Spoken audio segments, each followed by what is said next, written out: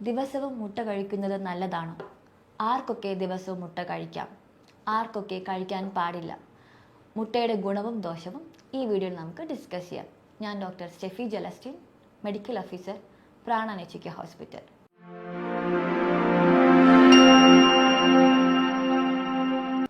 Egg എന്ന് പറയുന്നത് ഒരു ന്യൂട്രീഷ്യസ് ഫുഡാണ്. ഇതിനെ നമ്മൾ സൂപ്പർ ഫുഡ് എന്ന് തന്നെയാണ് പറയുന്നത്. ഒരു ശരീരം ഡെവലപ്പ് ചെയ്യാൻ ആവശ്യമായിട്ടുള്ള എല്ലാ ന്യൂട്രിയൻ കണ്ടൻറ്റും എഗ്ഗിലുണ്ട്. ഒരു ഹോൾ എഗ്ഗ് അല്ലെങ്കിൽ ഒരു മുഴുവൻ എഗ്ഗും വെയിറ്റ് ചെയ്യുന്നത് 50 മുതൽ 60 ഗ്രാമാണ്. ഇതിൽ കൊളസ്ട്രോളിൻ്റെ അളവ് 140ഓളം ഉണ്ട്. കൂടാതെ അമിനോ ആസിഡ് 9ഓളം അമിനോ ആസിഡും ഇതിൻ്റെ പ്രോട്ടീൻ കണ്ടൻറ്റ് എന്ന് പറയുന്നത് 6 to 7 grams ആണ്. ഇതിൽ കോളിൻ്റെ കണ്ടൻറ്റ് വളരെ അധികമാണ്. ഒരു ദിവസം ഒരാൾക്ക് ആവശ്യമായിട്ടുള്ള കോളിൻ എന്ന് പറയുന്നത് 420 മുതൽ 550 വരെ ആണ്. എന്നാൽ മുട്ടയിൽ കോളിൻ്റെ അളവ് 140ഓളം ഉണ്ട്. അതായത് ഒരാൾക്ക് ദിവസം വേണ്ടതിൻ്റെ 25% കോളിൻ ഒരു മുട്ടയിൽ അടങ്ങിയിട്ടുണ്ട്. കോളിൻ എന്നത് ന്യൂറോ ട്രാൻസ്മിറ്ററായ അസിറ്റൈൽ കോളിൻ്റെ ഒരു ബിൽഡിംഗ് ബ്ലോക്കാണ്. അതായത് അസിറ്റൈൽ കോളിൻ്റെ ഫങ്ഷൻസ് എന്ന് പറയുന്നത് നമ്മുടെ ബോഡി ഫങ്ഷൻസ്, മൂവ്മെൻറ്റിനും ബോണിൻ്റെ ഗ്രോത്തിനും കൂടാതെ മെമ്മറിയും മൂഡും കൺട്രോൾ ചെയ്യുന്നതും കോലൈനാണ്. ഇത് മസിൽസിൻ്റെ ഫങ്ഷൻസിനെ ഇംപ്രൂവ് ചെയ്യുകയും അതുപോലെ തന്നെ കൺട്രോൾ ചെയ്യുകയും ചെയ്യുന്നു. കൂടാതെ ഇത് ബ്ലഡ് പ്രഷർ റെഗുലേറ്റ് ചെയ്യാൻ വളരെ ഹെൽപ്ഫുള്ളാണ്. നമ്മുടെ സ്ലീപ്പ് ഇംപ്രൂവ് ചെയ്യാനും പ്രോപ്പറായിട്ടുള്ള ഗുഡ് സ്ലീപ്പ് പ്രൊവൈഡ് ചെയ്യാനും കോളിൻ്റെ ആവശ്യം അല്ലെങ്കിൽ കോളിൻ വളരെ നല്ലതാണ്. ബ്രെയിൻ ഫങ്ഷനും അതുപോലെ തന്നെ ബ്രെയിൻ്റെ ഡെവലപ്മെൻറ്റിനും അത്യാവശ്യമായ ഘടകമാണ് കോലൈൻ. ഒരു കുഞ്ഞിൻ്റെ ബ്രെയിൻ ഡെവലപ്പിന് വളരെ അത്യാവശ്യമായിട്ടുള്ളതാണ് കോലൈൻ. കൂടാതെ ഇത് ലിവർ ഫങ്ഷനും അതുപോലെ തന്നെ ഫാറ്റ് മെറ്റബോളിസത്തിനും വളരെ ഹെൽപ്ഫുള്ളാണ്. അതിറോസ്ക്ലെറോസിസ്, സെറിബ്രൽ ഇൻഫ്രാക്ഷൻ പോലുള്ള ഡിസീസ് കണ്ടീഷൻസിനെ പ്രിവെൻറ്റ് ചെയ്യാൻ കോലൈൻ വളരെ ഇമ്പോർട്ടൻ്റ് ആണ്. ഇത് ഹോമോസിസ്റ്റിൻ എന്ന് പറയുന്ന റിസ്ക് ഫാക്ടർ, അതായത് ഹോമോസിസ്റ്റിൻ അതിറോസ്ക്ലെറോസിസ് ഉണ്ടാകാൻ ഒരു പ്രധാന കാരണമാണ്. ഇതിനെ റിമൂവ് ചെയ്യാൻ കോലൈൻ ഹെൽപ്പ് ചെയ്യുന്നു. മുട്ടയിൽ vitamin A, D, B12, riboflavin, pantothenic ആസിഡും അതുപോലെ തന്നെ മിനറൽസ് ആയ സിങ്ക്, സെലീനിയം, ഫോസ്ഫറസ്, അയണും ഉണ്ട്. ഏകദേശം നമ്മുടെ ശരീരത്തിന് ആവശ്യമായ 10 to 15% ഓഫ് മിനറൽസ് ആണ് ഒരു മുട്ടയിൽ ഉള്ളത്. മുട്ടയിൽ ല്യൂട്ടിൻ്റെ അളവ് വളരെ കൂടുതലാണ്. ഇത് ഒരു ഫൈറ്റോ ന്യൂട്രിയൻ്റ് ആണ്. ഇത് ഐസൈറ്റിനെ ഇംപ്രൂവ് ചെയ്യുന്നു. ഇത് കൂടുതലായും കാണപ്പെടുന്നത് കളേർഡ് ആയിട്ടുള്ള ഫ്രൂട്ട്സിലും വെജിറ്റബിൾസുമാണ്. എടുത്ത് പറയുകയാണെങ്കിൽ തക്കാളി, ക്യാരറ്റ്, ഓറഞ്ച്, അതുപോലെ ഗ്രീൻ ലീഫി വെജിറ്റബിൾസിലും കാണുന്നു. പിന്നെ കൂടുതലായിട്ട് നമ്മുടെ മുട്ടയിൽ ആ മഞ്ഞക്കരുവിൻ്റെ ആ കളറിൻ്റെ പ്രധാന കാരണവും ല്യൂട്ടിൻ്റെ അളവ് കൂടുതലായിട്ടുള്ളതിലാണ്. ദിവസവും 2 മുട്ട വരെ ഒരാൾക്ക് കഴിക്കാവുന്നതാണ്. പ്രത്യേകിച്ച് വേറെ രീതിയിലുള്ള അസുഖങ്ങളൊന്നും ഇല്ലെങ്കിൽ 2 മുട്ട വീതം കഴിക്കാം. അതായത് ഡയബറ്റീസ്, ഹൈപ്പർ കൊളസ്ട്രീമിയ, ലിപ്പിഡീമിയ പോലുള്ള കണ്ടീഷൻസ് ഉള്ളവർ, ഫാറ്റി ലിവർ പോലുള്ള കണ്ടീഷൻസ് ഉള്ളവർ കഴിവതും മുട്ട ദിവസവും കഴിക്കുന്നത് ഒഴിവാക്കിയിട്ട് ആഴ്ചയിൽ 2-3 തവണ കഴിക്കുന്നത് നല്ലതാണ്. നമുക്ക് ദിവസവും 200 മില്ലിഗ്രാമോളം കൊളസ്ട്രോൾ ഡെയിലി കഴിക്കാവുന്നതാണ്. എന്നാൽ മുട്ടയിൽ മഞ്ഞക്കരുവിൽ 140 മില്ലിഗ്രാം കൊളസ്ട്രോൾ ഉണ്ട്.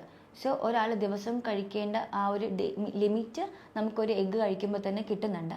സോ അതിൽ കൂടുതൽ കഴിക്കുകയാണെങ്കിൽ 2-3 കഴിക്കുകയാണെങ്കിൽ കൊളസ്ട്രോളിൻ്റെ അളവ് നമ്മുടെ ശരീരത്തിൽ കൂടുന്നു. ഓൾറെഡി അണ്ടർലൈൻ കണ്ടീഷൻസ് ആയ ഡയബറ്റീസും ഹൈപ്പർ കൊളസ്ട്രീമിയും ഉള്ളവർക്ക് ഇത് വളരെ ബുദ്ധിമുട്ടാണ്. കൂടുതൽ കൊളസ്ട്രോളിൻ്റെ അളവ് കൂട്ടുകയും കണ്ടീഷൻസ് വേഴ്സൺ ആക്കുകയും ചെയ്യുന്നു. സോ ഇതുപോലുള്ള കണ്ടീഷൻസ്, ഹൈപ്പർ ലിപ്പിഡീമിയ, ഹൈപ്പർ കൊളസ്ട്രീമിയ ഉള്ളവരും പിന്നെ ഫാമിലിയിൽ ആർക്കെങ്കിലും ഫാമിലിയിൽ കൊളസ്ട്രീമിയോ ലിപ്പിഡീമിയയോ ഡയബറ്റീസോ ഒബേസിറ്റിയോ ഫാറ്റി ലിവർ ഉണ്ടെങ്കിലും നമുക്ക് വരാൻ സാധ്യത കൂടുതലാണ്. സോ അതുകൊണ്ട് ദിവസവും 2 മുട്ട കഴിക്കുന്നത് ഒഴിവാക്കി ആഴ്ചയിൽ 3-4 മുട്ട കഴിച്ചുകൊണ്ട് നമുക്ക് കണ്ടിന്യൂ ചെയ്യാവുന്നതാണ്. പച്ചയ്ക്ക് മുട്ട കഴിക്കുന്നത് കഴിവതും ഒഴിവാക്കുക. കാരണം ഡൈജസ്റ്റ് ചെയ്യാൻ വളരെ പാടാണ് പച്ചമുട്ട. കൂടാതെ സാൽമണല്ല ഇൻഫെക്ഷൻ വരാനും വളരെ സാധ്യത കൂടുതലാണ് പച്ചമുട്ടയിൽ. നമ്മൾ വേവിക്കുമ്പോൾ ഈ ഇൻഫെക്ഷൻ ഉണ്ടാക്കുന്ന ബാക്ടീരിയ ഡിസ്ട്രോയ് ആയി പോകുന്നുണ്ട്.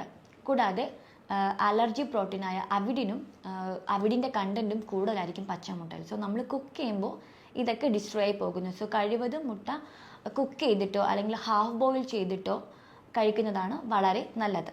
ഹൈ കൊളസ്ട്രോൾ കണ്ടൻറ്റ് എങ്ങനെ ഇറക്ടൈൽ ഡിസ്ഫങ്ഷനും ഡയബറ്റീസിനും ഹൈപ്പർ കൊളസ്ട്രീമിയയ്ക്കും കാരണമാകുമെന്ന് നമുക്ക് നോക്കാം. റെഗുലറായിട്ട് എഗ്ഗ് കഴിക്കുമ്പോൾ, അതായത് മഞ്ഞക്കരു കഴിക്കുമ്പോൾ കൊളസ്ട്രോളിൻ്റെ അളവ് താരതമ്യേന കൂടുന്നു. ഇത് അതിറോസ്ക്ലെറോസിസ് പോലുള്ള കണ്ടീഷൻസിന് കാരണമാകുന്നു. കൂടാതെ ഹൈപ്പർ കൊളസ്ട്രീമിയ കണ്ടീഷൻസിൽ മൈന്യൂട്ട് ആയിട്ടുള്ള ബ്ലഡ് വെസൽസും നെർവ്സും ഡാമേജ് ആക്കാൻ വളരെ ചാൻസ് കൂടുതലാണ്. ഇത് നമ്മുടെ പെന്നീസിലോട്ട് പോകുന്ന മൈന്യൂട്ടായിട്ടുള്ള ബ്ലഡ് വെസൽസിനെ ഡാമേജ് ആക്കുകയും ബ്ലഡ് സപ്ലൈ ഇമ്പയർ ആക്കുകയും ചെയ്യുന്നു. ഇതിലൂടെ ഇറക്ടൈൽ ഡിസ്ഫങ്ഷൻ പോലുള്ള കണ്ടീഷൻസ് കൂടുതലായിട്ടും ഉണ്ടാകുന്നു. മുട്ട കഴിക്കുന്ന എല്ലാവരിലും ഗ്യാസ് ട്രബിൾ ഉണ്ടാകണമെന്നില്ല. സ്ഥിരമായി മുട്ട കഴിക്കുന്നവരിൽ ചിലർക്ക് എഗ് ഇൻടോളറൻസ് കാണും. അവർക്ക് ഗ്യാസ് ട്രബിൾ ഉണ്ടാകാം. അതുപോലെ തന്നെ എഗ്ഗിൽ മെത്തിയോൻ എന്ന് പറഞ്ഞൊരു ഗ്യാസ് ഉണ്ട്. ഇത് കുക്ക് ചെയ്യുമ്പോഴത്തേക്കും റിലീസ് ആകുന്നുണ്ട്. അങ്ങനെയും ഗ്യാസ് ട്രബിൾ ഉണ്ടാകാം. കൂടാതെ അലർജി പ്രോട്ടീൻ അവിഡിൻ ഉണ്ട്. അത് കാരണവും ഗ്യാസ് ട്രബിൾ ഉണ്ടാകുന്നവരുണ്ട്. പിന്നെ എഗ്ഗ് ഡൈജസ്റ്റ് ചെയ്യാൻ കുറച്ച് സമയമെടുക്കും. വളരെ സമയമെടുത്താണ് എഗ്ഗ് ഡൈജസ്റ്റ് ആകുന്നത്. സോ ആ ഒരു പീരീഡിലും ഗ്യാസ് ട്രബിൾ ഉണ്ടാകാൻ വളരെ സാധ്യത കൂടുതലാണ്. റെഗുലറായിട്ട് എഗ്ഗ് കഴിക്കുന്നത് വളരെ നല്ലതാണ്. കൊളസ്ട്രോൾ കാരണവും അതുപോലെ തന്നെ ഡയബറ്റീസ്, ഫാറ്റി ലിവർ പോലുള്ള കണ്ടീഷൻസ് കാരണവും ഒട്ടുമിക്ക ആൾക്കാരും ഭക്ഷണത്തിൽ നിന്ന് എഗ്ഗിനെ അല്ലെങ്കിൽ മുട്ടേനെ ഒഴിവാക്കാറുണ്ട്. നമുക്ക് ശരിയായ തോതിൽ ഫൈബർ കണ്ടൻറ്റും പ്രോട്ടീൻ കണ്ടൻറ്റും എഗ്ഗും ഒരുമിച്ച് കഴിക്കുമ്പോൾ വലിയ തോതിൽ കൊളസ്ട്രോളിൻ്റെ അളവ് കൂടുന്നില്ല. സോ നമുക്ക് കഴിവതും ആഹാരത്തിൽ എഗ്ഗ് ഉൾപ്പെടുത്തുമ്പോൾ തന്നെ ഫൈബർ റിച്ച് ആയിട്ടുള്ള ഫുഡ് ഐറ്റംസ് നമുക്ക് ആഡ് ചെയ്യാം.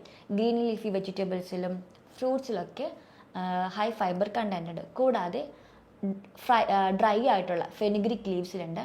പ്ലസ് അതുപോലെ തന്നെ സീലിയം ഹസ്ക് എന്ന് പറഞ്ഞത് നമുക്ക് ജസ്റ്റ് ഒന്ന് സെർച്ച് ചെയ്ത് നോക്കിയാൽ മതി.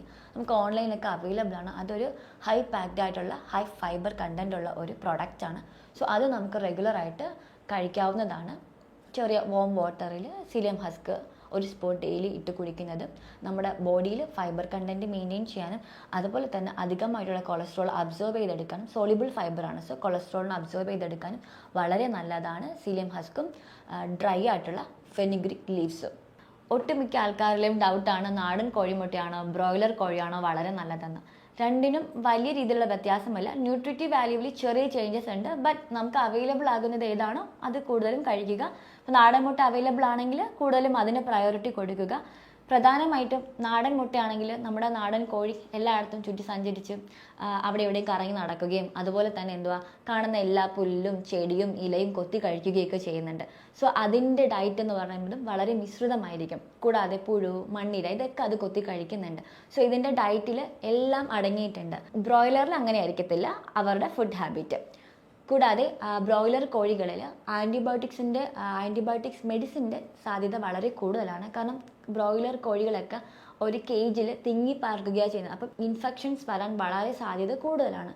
സോ ആൻറ്റിബയോട്ടിക്സ് മെഡിസിൻ കൊടുത്തിട്ടായിരിക്കും അതൊക്കെ പ്രിവെൻറ്റ് ചെയ്യുന്നത്. ആൻറ്റിബയോട്ടിക്സ് എന്ന് പറയുന്നത് ഒരു സ്റ്റിറോയിഡാണ്. ഇത് അമിതമായിട്ടുള്ള ശരീര വളർച്ചയ്ക്കും പലവിധ അസുഖങ്ങൾക്കും കാരണമാകുന്നു. സോ കഴിവതും നാടൻ മുട്ട കിട്ടുവാണെങ്കിൽ അത് കഴിക്കാൻ നോക്കുക. ഇല്ലെങ്കിൽ ബ്രോയിലർ ഓക്കെയാണ്. നമുക്ക് കഴിവതും റോ എഗ്ഗ് കഴിക്കാതെ ഹാഫ് ബോയിൽഡ് ഫോമിലോ അല്ലെങ്കിൽ സ്ക്രാമ്പിൾ ചെയ്തോ എടുക്കാവുന്നതാണ്. ഇതൊരു ഐഡിയൽ ഫോമാണ് മുട്ട കഴിക്കുന്നതിന്. പിന്നെ കൂടുതലും അധികമായിട്ട് വേവിക്കാതെ ന്യൂട്രിയൻ കണ്ടൻറ്റ് ലോസ് ആകും. സോ കഴിവതും ഒരു 7 മിനിറ്റ് വരെ മുട്ട വേവിക്കാവുന്നതാണ്. അതുപോലെ തന്നെ നമുക്ക് മുട്ടയുടെ ആ ഫ്രഷ്നെസ് നമുക്ക് ഫൈൻഡ് ഔട്ട് ചെയ്യാൻ വേണ്ടിയിട്ട് ജസ്റ്റ് ഒന്ന് കുറച്ച് വെള്ളം എടുക്കുക. ഒരു ജാറിലോ കപ്പിലോ വെള്ളം എടുക്കുക. അതിൽ നമ്മുടെ എഗ്ഗ് ഇടുവാണെങ്കിൽ ഫ്രഷ് എഗ്ഗ് ആണെങ്കിൽ അത് താഴെ സിങ്ക് ചെയ്ത് കിടക്കും. പിന്നെ ഫ്ലോട്ട് ചെയ്താൽ നിൽക്കുന്നെങ്കിൽ അതിൻ്റെ ഫ്രഷ്നെസ് അല്ലെങ്കിൽ 2-3 വീക്സിന് ശേഷമുള്ള എഗ്ഗാണ് നമുക്ക് ഫൈൻഡ് ഔട്ട് ചെയ്യാൻ പറ്റും. ഈ വീഡിയോയിൽ നമ്മൾ എഗ്ഗിനെ കുറിച്ചും അതിൻ്റെ ന്യൂട്രിറ്റീവ് വാല്യൂവിനെ കുറിച്ചും ആർക്കൊക്കെ കഴിക്കാം, ആർക്കൊക്കെ കഴിച്ചുകൂടാ, എത്രത്തോളം ദിവസവും കഴിക്കാമെന്നൊക്കെ നമ്മൾ ഡിസ്കസ് ചെയ്തു. എന്തെങ്കിലും ഡൗട്ട് ഉണ്ടെങ്കിൽ താഴെ കാണുന്ന നമ്പറിൽ കോൺടാക്ട് ചെയ്യുക. മറ്റൊരു ഹെൽത്ത് ടോപ്പിക്കുമായിട്ട് അടുത്ത വീഡിയോയിൽ കാണാം.